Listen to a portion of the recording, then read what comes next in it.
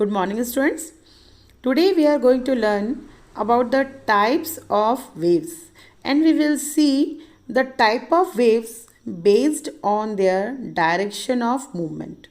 So as we know that the particles, sound particles, they not move from their place, only they vibrate in their mean position, and while they are vibrating they collide with the next particle and they transfer their energy from one particle to other particle, and this form only the sound waves or sound energy goes from one place to other place.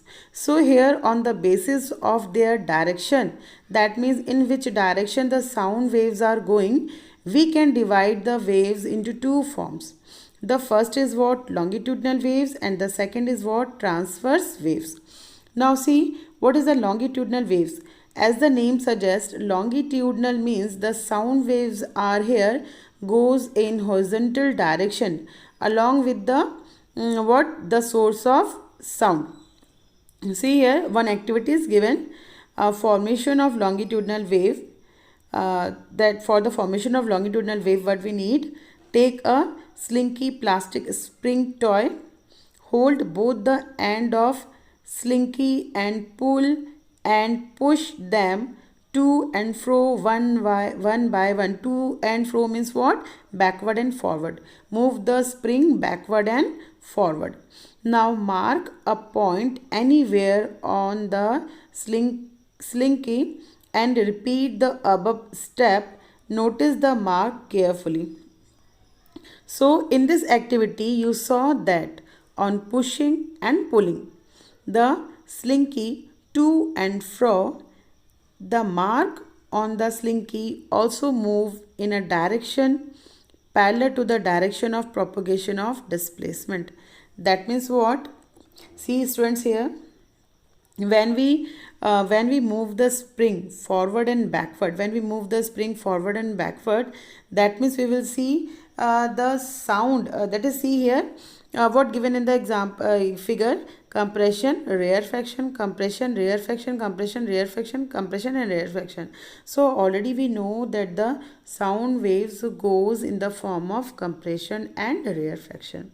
Compression means what? Where the sound particles collide, or we can say where the density of particle is high, that is known as compression, and where the density of particle is low, that is known as what? Rarefaction. So sound goes in the form of compression and rarefaction. So when the waves also moves along with the source that produces the sound, or we can say when the sound waves are parallel with the source, then this is called what? Longitudinal wave. So in air or in solid, the sound always goes in the form of longitudinal waves. Okay, for example, if you are talking or you are saying something, so you have seen that the sound goes forward in which direction? Where is your mouth? Okay, that means in which direction you are standing and you are talking, the sound goes in that direction only. Okay, suppose your friend is standing in front of you and you are talking something to him, so your sound vibration will go where? In the direction where you are generating or where you are producing the sound. That means in forward direction only. Okay, in forward only, no?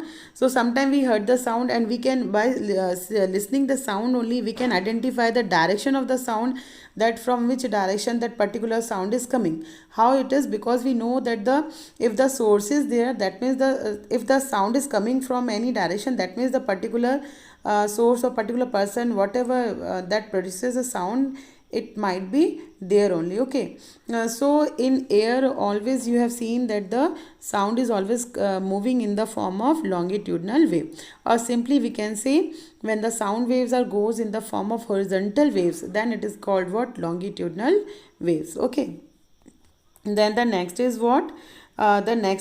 Transverse waves. Transverse waves, listen students, you have seen the ripples in pond water or river water. You have seen the ripples. लहर है ना, ripples मतलब क्या होता है, लहर। आपने देखा होगा ना, लहरें आती हैं।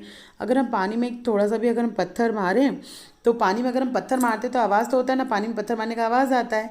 आवाज़ जब आता है तो आप आवाज़ तो आप सुनते हो, ठीक है, लेकिन आपने पानी में लहर भी देखी होगी, रिपल्स बनती है। तो रिपल्स कैसे बनती है, गोल गोल सर्कल के फॉर्म में बनती है, गोल गोल बनती है। मतलब वो कैसे होती है, वर्टिकल बनती है। कैसे बनती है, vertical, up down up down. मतलब वहाँ पे जो वेव्स बनती है कैसे होती है, अप डाउन, ठीक है, वर्टिकल्स होती है, अप डाउन बनती है। तो जहाँ पे वेव्स जो होती हैं वो वर्टिकली जाती हैं, that is up and down, so that is known as what, transverse waves. So liquid में हमेशा वेव्स कैसे बनती हैं, transverse waves. In the liquid the waves goes in the form of transverse waves, ठीक है। Longitudinal wave कैसे होता है कि हम जिस डायरेक्शन में रह के खड़े होके बोलते हैं, साउंड उसी डायरेक्शन में क्या होता है, मूव होता है, उसी डायरेक्शन में जाता है ना। अगर आप आगे की तरफ चिल्ला रहे हो तो पीछे की तरफ साउंड जाएगा क्या, नहीं जाएगा ना। साउंड जिस डायरेक्शन में आप बोल रहे हो, साउंड भी उसी डायरेक्शन में ही मूव करेगा, ठीक है, उसी डायरेक्शन में जाएगा ना, ठीक। तो ये क्या कहलाएगा, आपका लॉन्गिट्यूडनल वेव, ठीक। और जैसे वाटर में जो कुछ भी वाटर में जो साउंड प्रोड्यूस होता है, उसके वाइब्रेशंस कैसे होती हैं, एज अ राउंड और सर्कल फॉर्म में जाती है, तो उसको हम क्या बोलते हैं, ट्रांसवर्स वेव्स, ओके। तो ट्रांसवर्स वेव्स में जो वेव्स है उसका मूवमेंट क्या होता है, up down.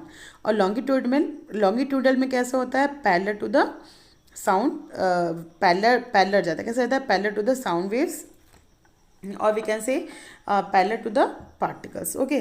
Now the characteristics of sound waves. The nature of waves can be defined based on four measure: wavelength, frequency, amplitude and velocity. See the diagram here, that wavelength, frequency and amplitude already I explained you, okay. So see, already I told you that the sound waves are vibrating always. So when they are vibrating and they are going forward to transfer the vibrations from one particle to other particle. So at the moment all the particles are collide, and that is called what, compression. So after collision again they are going from going away from each other, that is aparting, and it is called what, rare fraction.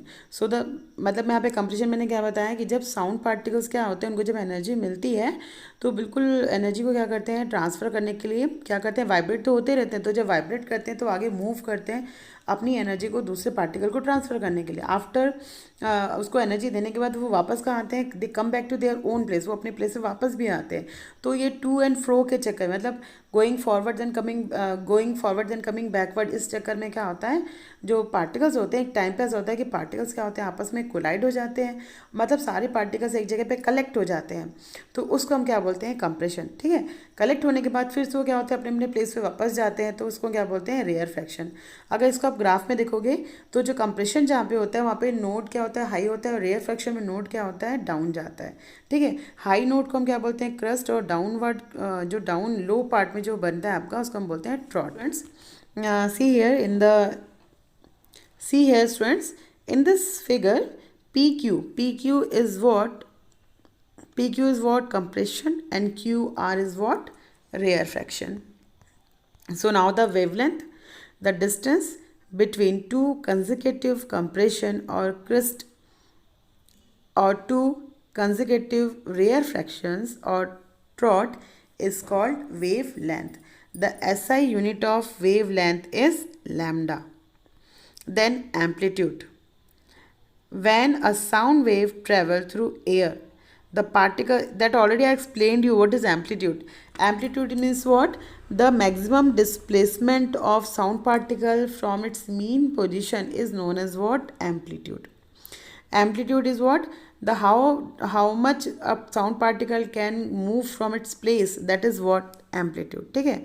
और आप ये बोल सकते हो कि आप sound, जैसे volume है ना, साउंड का वॉल्यूम अगर बढ़ाओगे, दैट इज मीन्स व्हाट, वो मैक्सिमम डिस्टेंस कवर करेगा। जैसे अभी साउंड नॉर्मल है, अगर उसको मैंने मैक्सिमम इंक्रीज़ कर दिया, कितना मैक्सिमम इंक्रीज़ करेंगे, एक लिमिट होता है ना, उस लिमिट तक उसको बढ़ा सकते हैं, हाँ, तो वो चीज़ क्या कहलाएगा, उसका एम्पलीट्यूड। वैसे एक लिमिट तक उसको हम कम कर सकते हैं, वो क्या कहलाएगा, उसका amplitude. So the maximum and minimum displacement of sound from its normal और mean position, that is what, amplitude, okay. So now the time period, the time taken by two consecutive compressions or rare fractions to pass through a point is called time period or wave.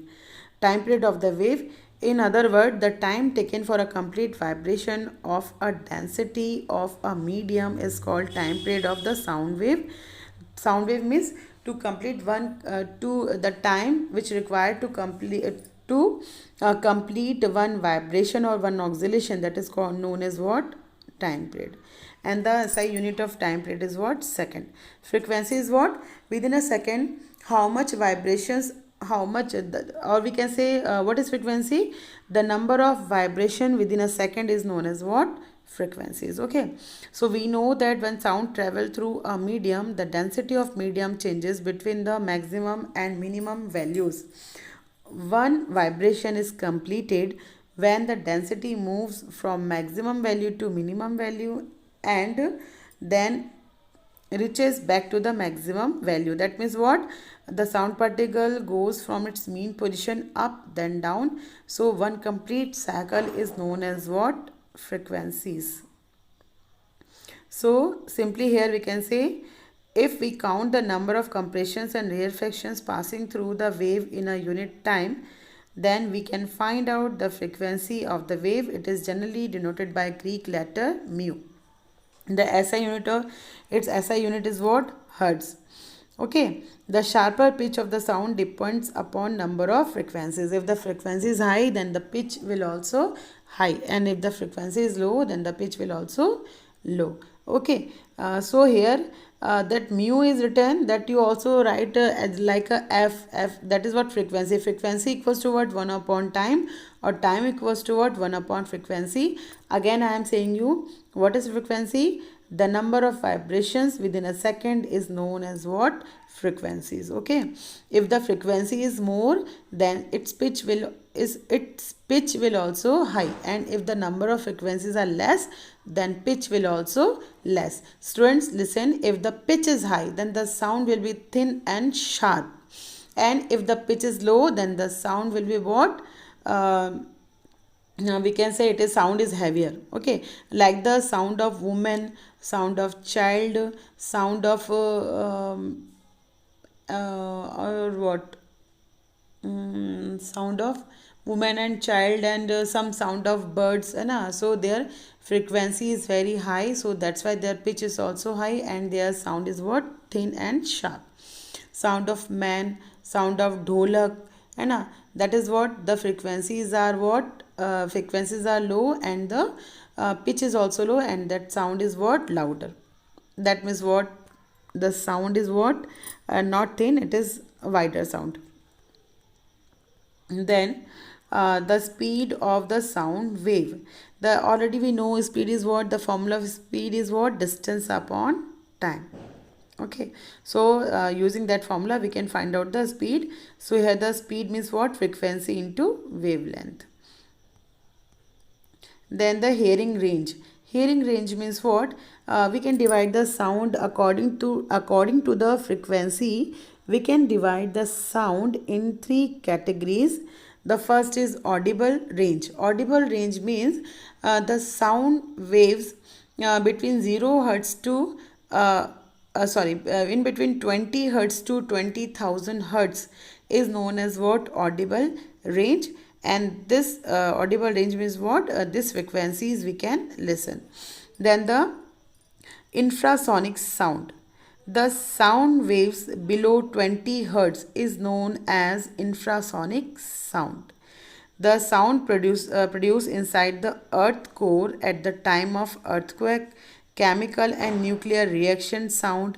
If we were able to hear at infrasound range, we could hear the vibrations of a pendulum, just like we can hear the vibration of flapping of wings by a bee hovering near our ears. Okay, so infrasonic sound, that this range we cannot hear. 0 to 20 hertz the sound range is known as what? Infrasonic sound. Ultrasonic sound, the sound which is more the sound sound above 20 kilohertz is known as ultrasonic sound or ultrasound. Such sounds are produced by dolphins, bats, etc. The hearing organ of insect and moth are very sensitive. They can hear the sound of high frequency produced by bats and thus can protect themselves from bats around them and avoid becoming a prey. That means the sound which is above the 20,000 hertz, the sound which is more than the sound frequencies which is more than 20,000 hertz is known as ultrasound. And the dogs and bats, they can listen ultrasounds. Okay, so the next is what? Applications of ultrasound. Listen, students, the ultrasound is used for cleaning the watch minute particles. It is used to find out the cracks inside the metal like bridges. It is used for the treatment of goiter and cataracts, and it is used to remove the stones from brain. It is used to clean the water or to clean the bacterias. Okay, and the next is what? Ultrasonography. Ultrasound scanner is an instrument which uses ultrasonic wave for getting images of internal organ of the human body. A doctor can get an image of the patient's organ such as liver, gallbladder, uterus, kidney, etc. It helps the doctor to detect abnormalities such as stones in the gallbladder and kidney or tumor in different organs. In this technique, the ultrasonic wave travel through tissues of the body and get reflected from a region where there is a change of tissue density. These waves are then converted into electric signals that are used to generate image of the organ.